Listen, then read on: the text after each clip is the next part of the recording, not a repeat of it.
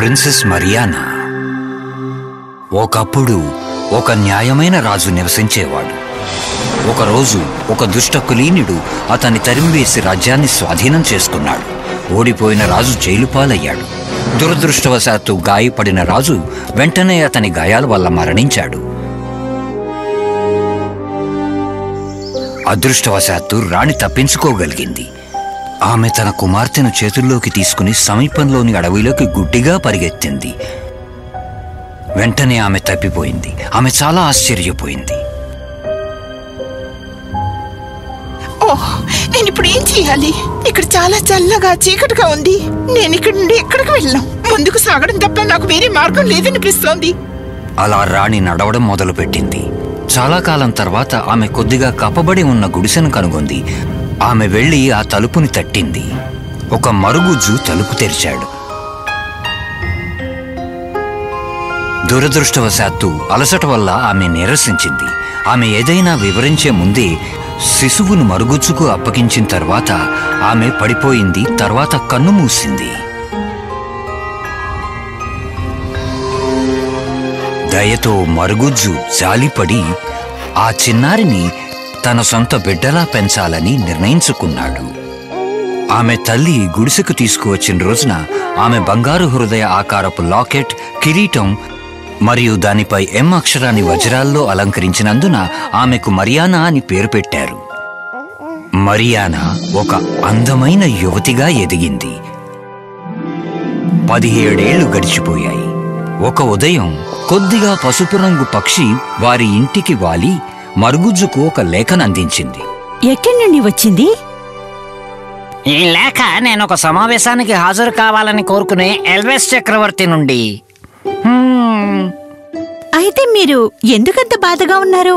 ఎందుకంటే మనుషులని అక్కడ అనుమతించరు. నేను నిన్ను ఇక్కడ ఒంటరిగా వదిలేయడం ఎలా? చింతించకండి. వైద్యపు నీరున్న ఒక క్రిస్టల్ ఫ్లాస్క్ నాకివ్వండి. ఇక మీరు తిరిగి వచ్చే సమయం వరకు నేను ప్రపంచాన్ని అన్వేషిస్తాను. ఈ లాకెట్ అర్థం లేదా నా తల్లి చరిత్రను నాకు చెప్పగలిగే వ్యక్తి ఎక్కడున్నాడో నేను కనుగొంటాను. భారమైన హృదయంతో మరుగుజ్జు అంగీకరించాడు.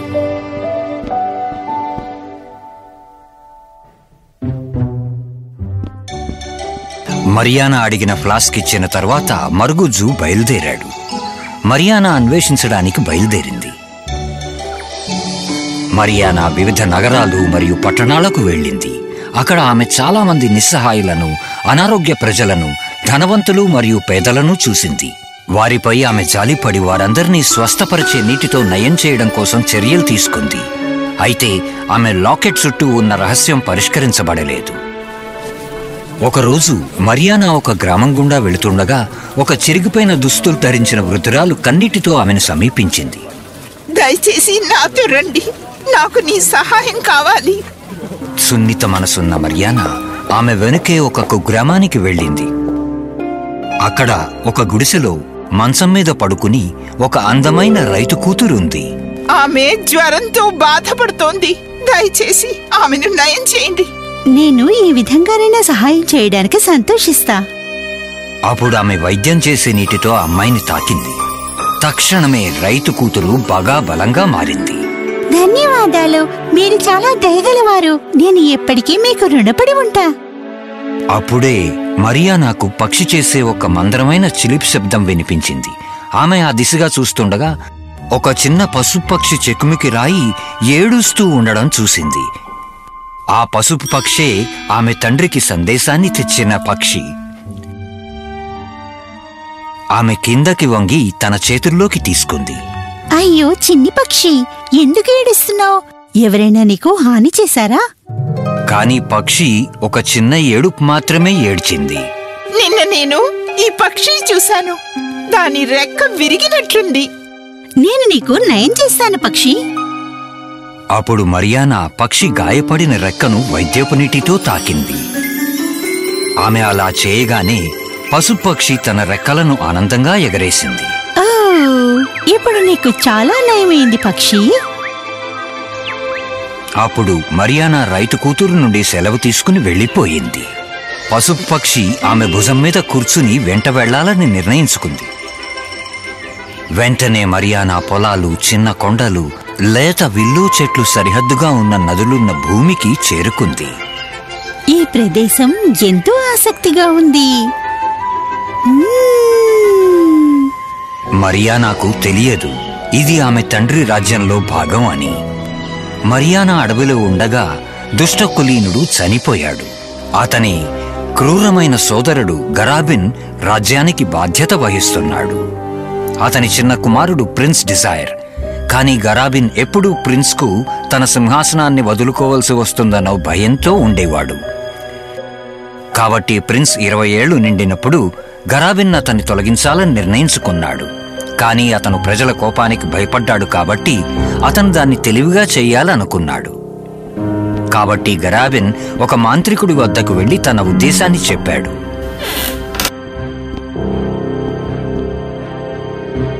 మీ కొరికి మీరు ఒక మరణమైన అనారోగ్యంతో బాధ పెట్టాలని నేను కోరుకుంటున్నాను. దాన్ని ఏ ఔషధం కూడా నయం చేయలేదు. మాంత్రికుడు తల ఊపుతూ క్రూరంగా నవ్వాడు. తత్ఫలితంగా డిజైర్ బలహీనంగా అనారోగ్యంతో నెమ్మదిగా చనిపోతున్నట్లు గుర్తించాడు. ఒకరోజు క్యాసిల్ గార్డ్ కెప్టెన్ గరాబిన్ వద్దకు వచ్చాడు. వైద్యం బహుమతిగా ఉన్న మన మరియానా అనే అమ్మాయి రాజ్యానికి వచ్చింది. ప్రిన్స్ ని రక్షించడంలో మేము ఆమె సహాయం తీసుకోవాలా? అయిష్టంగానే గరాబిన్ అంగీకరించాడు. మరియానాతో పాటు ఆమె భుజంపై కూర్చున్న పసుపు పక్షిని 2 గార్డులు నడిపించారు. ఆమె మెడలో ధరించిన బంగారు లాకెట్ తక్షణమే గరాబిన్ దృష్టిని ఆకర్షించింది. అతను దాన్ని తక్షణమే కిరీటి ఆభరణాలలో ఒకటిగా గుర్తించాడు. అందువల్ల మరియానా తప్పిపోయిన యువరాణి, రాజ్యానికి అసలైన రాణి అయి ఉండాలని నిర్ధారించాడు. అతను షాక్ అయ్యి కలత చెందాడు.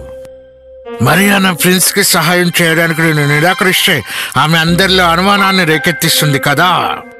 నేను మరియానాని ప్రిన్స్ కి నయం చేయడానికి అనుమతిస్తే ప్రిన్స్ సింహాసనాన్ని అధిరోహిస్తాడు. మరియానా హక్కు అతని మేనల్లుడి సింహాసనాన్ని అధిరోహించడానికి కూడా గొప్ప అవకాశం అవుతుంది. గందరగోళానికి గురైన గరాబిన్ మళ్లీ క్రూరమైన మాంత్రికుడి సహాయం తీసుకోవాలనుకున్నాడు. అందుకే అతని స్థావరానికి వెళ్ళాడు. మాంత్రికుడు గరాబిన్ మాట విన్నాడు. అప్పుడు అతను తన ఆలోచనను ముందుంచాడు. భయపడొద్దు, సింహాసనంపై ఉన్న 2 హక్కుదారులను ఒకేసారి నాశనం చేస్తాను. ఈ రాత్రికి నేను మరియానా నిద్రని మంత్రాన్ని చేస్తాను. ఫ్లాస్క్ ను దొంగలించి వైద్యం చేసే నీటిని ఖాళీ చేసి దాని ద్రవంతో నింపండి. ఇది కొన్ని గంటల్లో తీవ్రమైన అనారోగ్యానికి కారణం అవుతుంది. మరియానా మేలుకునే ముందు నేను ఫ్లాస్క్ ను మర్మమైన కషాయంతో భర్తీ చేస్తానంటున్నాను. మరియానాని ప్రిన్స్ ని కలవనివ్వండి. మర్మమైన కషాయంతో ఆమె అతన్ని తాకినప్పుడు ప్రిన్స్ తీవ్రంగా అనారోగ్యానికి గురవుతాడు. అప్పుడు మీరు మరియానా యువరాజు అనారోగ్యానికి గురి చేసేలా ప్రయత్నించిందని ఆమెను ఎత్తైన కొండ చర్య నుంచి మీరు విసిరేయవచ్చు కూడా. గరాబిన్ ఇప్పుడు ఆనందంగా ఉన్నాడు. ఆ రాత్రి మాంత్రికుడు ఫ్లాస్క్ నింపి తిరిగి వెళ్లిపోయాడు. అతనికి తెలియని విషయం, పసుపు పక్షి అతని చర్యలను గమనించి వైద్యం యొక్క నిజమైన నీటిని ఎక్కడ దాచిపెట్టాడో గమనించడానికి అతన్ని అనుసరించింది. మరుసటి రోజు ఉదయం మరియానాను మరోసారి రాజు ముందుకు తీసుకెళ్లారు. నా ప్రియమైన పేన్లల్లుడు ప్రిన్స్ డిజైర్ కొన్ని నెలలుగా అనారోగ్యంతో బాధపడుతున్నారు. వైద్యం చేసే నీటితో మీరు తనని నయం చేయగలరని నేను ఆశిస్తున్నాను. మీరు ఏమంటారు? తప్పకుండా ప్రిన్స్ ని కాపాడడానికి నేను నా వంతు కృషి చేస్తాను. కాబట్టి మరియానాను గరాబిన్ మరియు అతని సహచరులు ప్రిన్స్ గదికి తీసుకెళ్లారు. డిజైర్ పాతకాలపు మంచంలో పడుకుని ఉన్నాడు. అతని ముఖం జ్వరంతో ఉబ్బిపోయింది. ఎంతో నీరసంగా ఉన్నాడు. మరియానాకు అతను కనిపించిన వెంటనే మనసంతా జాలితో నిండిపోయింది. డిజైర్ విషయానికొస్తే అతను మొదటి చూపులోనే మరియానాతో ప్రేమలో పడ్డాడు. వైద్యం చేసే నీటితో అతని నుదుటిని తాకడానికి మరియానా ప్రిన్స్ మీద వంగి ఉండగా పసుపు పక్షి క్రూరంగా కేకలేసింది. ఆమె అలా చేసిన వెంటనే విషపూరిత నీటి కారణంగా ప్రిన్స్ పాలిపోయినట్టుగా మారి వెనక్కి వాలిపోయాడు. అందరూ తీవ్ర షాక్కు గురయ్యారు. ఏం జరిగిందో చూసి భయపడిన మరియానా ఆ ఫ్లాస్కుని వదిలేయగా అది 1000 ముక్కలుగా విరిగిపోయింది. ఆమెను పెట్టుకుంది. ఆమె ప్రిన్స్ ని చంపేసింది. కఠినమైన చేతులు మరియానాని పసుపు పక్షిని పట్టుకుని జైల్లో పడేశాయి. ప్రిన్స్ తీవ్రంగా అనారోగ్యంతో ఉన్నాడని మరియు పక్షిని ఒక కుక్ చేతిలో పంజరంలో బంధించి ఉంచవలసి ఉంటుందని విచారణలో వైద్యులు ప్రకటించడంతో మరియానాను చెరసాలలోకి విసిరేయమని తీర్పు చెప్పారు. అదృష్టవశాత్తు వంటవానికి సహాయకురాలు మరియానా కాపాడిన అదే రైతు కూతురు. ఆ అమ్మాయి పశుపక్షిని గుర్తించింది. కిటికీ నుండి బయటకు వెళ్లనిచ్చి దాన్ని విడిపించాలనుకుంది. సంతోషంగా చిలిపిగా పశుపక్షి బయటకు వెళ్ళింది. 1 గంట తర్వాత బరువైన గొలుసులతో ఉన్న మరియానాను కొందరు సైనికులు, గరాబిన్ మాంత్రికుడు మరియు గరాబిన్ యొక్క సైనికులు కొండపైకి నడిపించారు.